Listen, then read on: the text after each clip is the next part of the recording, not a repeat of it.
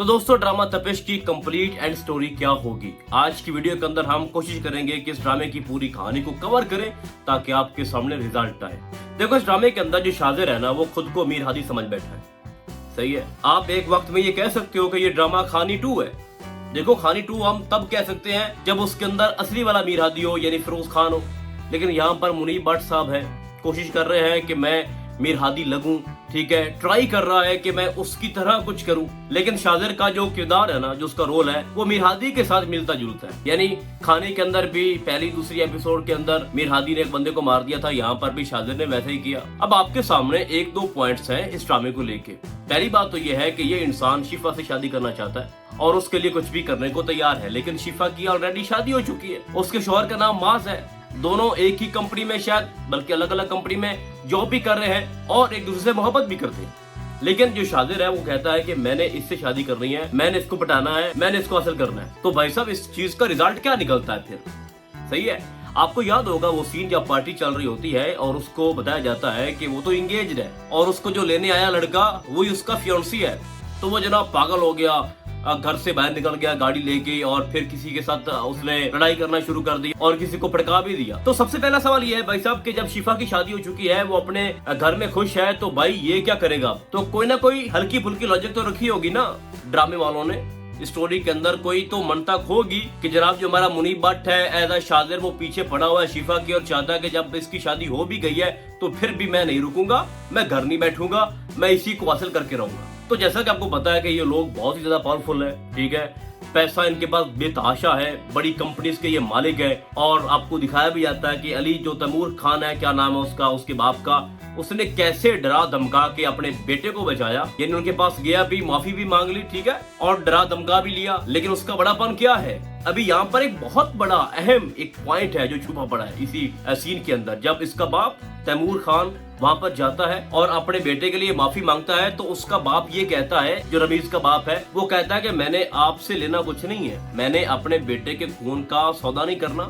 मैं ये सारा मामला अल्लाह के सुपुर्द कर रहा हूँ, ठीक है, और मैं ये केस वापस ले लूंगा, लेकिन आपसे लूंगा कुछ नहीं। अब ये जो सुपुर्द कर दिया उसने, मामला अल्लाह के हवाले कर दिया, तो आपको क्या लगता है कि इसका कुछ रिजल्ट नहीं निकलेगा? निकलेगा भाई। उसने बेगुनाह को मारा और जो शाजिर है उसका जो अंजाम है वो बहुत ही भयानक है। अगर कुछ लोग ये सोच रहे हैं कि जनाब माफ जो है वो अपनी बीवी को छोड़ देगा और फिर होगा ये कि जिस तरह से मेरे पास तुम हो में हुआ था कि हीरो को उसकी हीरोइन छोड़ गई और किसी पैसे वाले के साथ मिल गई, यहाँ पर भी वैसा ही होगा कि जो हमारी शिफा है वो माज को छोड़ देगी, ठीक है, और माज जो है वो ये कहेगा कि मेरा दोस्त है। अभी आपको आगे जाके ये पता चलेगा कि माज कहेगा कि ये तो मेरे कॉलेज का फ्रेंड है। कौन भला? ये शाजिर, ठीक है, और शाजिर इन दोनों को अपनी कंपनी में जॉब भी दे देगा और ये जो लोग मांगेंगे वो देता रहेगा, चाहे वो बाइक हो, चाहे गाड़ी हो, चाहे पैसा हो, चाहे बंगला हो। लेकिन ये बात शिफा को पसंद नहीं आएगी, वो बार बार ये सवाल करेगी कि वो इतना हम पे मेहरबान क्यों हो रहा है, ठीक है। लेकिन जो माज है ना वो लालची बन जाएगा और वो जो एक झूठा नारा लगा रहा है कि मैं शिफा से मोहब्बत करता हूँ, वो मोहब्बत दौलत के सामने फीकी पड़ जाएगी और वो अपनी बीवी को खुद से दूर करने की कोशिश करेगा।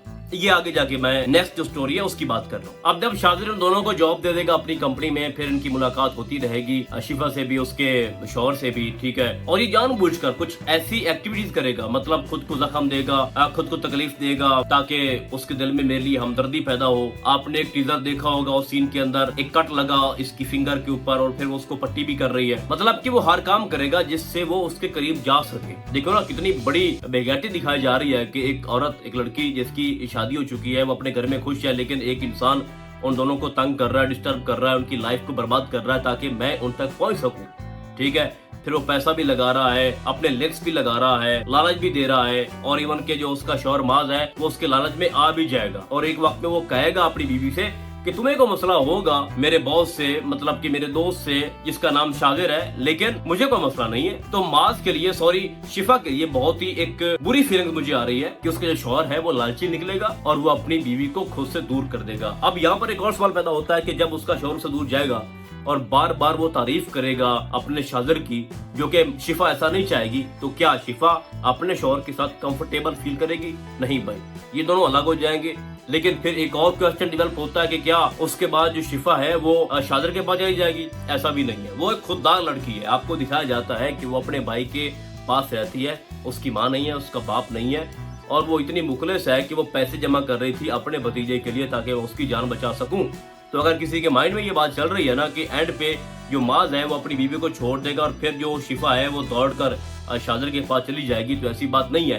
एट दैट ड्रामे के अंदर ये होगा कि जब पूरी हिम्मत लगा लेगा ना, पूरा जोर लगा लेगा शाजिर शिफा को हासिल करने के लिए और वो उसकी बात नहीं मानेगी, उसके करीब नहीं जाएगी, तो उसके बाद ये कोई पागलपन करेगा, कोई ऐसी हरकत करेगा जो कि उसने तीसरे एपिसोड के अंदर की है, वो रमीज को ऊपर पहुंचा के। तो उस वक्त वो जो बददुआ दी थी रमीज के बाप ने वो सामने आएगी और ये एक ऐसी मुसीबत के अंदर फंस जाएगा शाजिर कि ये जेल में जाएगा और फिर इसकी माफी इसको नहीं मिलेगी। तो एट द एंड मेरी बात करने का मकसद ये है कि या तो शिफा अपने शौहर के साथ रहेगी लास्ट एपिसोड तक, इस ड्रामे की एंड तक, या फिर वो माज को छोड़ देगी और अकेली रहेगी, लेकिन शाजिर के साथ शादी नहीं करेगी, उसके साथ अपनी लाइफ जो है वो आगे नहीं बढ़ाएगी। क्योंकि इस ड्रामे के अंदर शाजिर का एक नेगेटिव रोल है और वो एंड तक नेगेटिव रोल निभाता रहेगा। जिस इंसान को दूसरे इंसान की परवाह नहीं है, ठीक है, जो दिल में आता है वो करता है, तो उसका अंजाम क्या हो सकता है भाई। अभी आपने देखा ना, तीसरी एपिसोड की बात है, अभी की बात है भाई, कि उसको बेल होती है, जैसे ही हुई वो किस तरह से जनाब वो बन ठन के और एक एटीट्यूड के अंदर अपने घर दाखिल होता है और समझता है कि मैंने कोई फतह हासिल कर लिया है।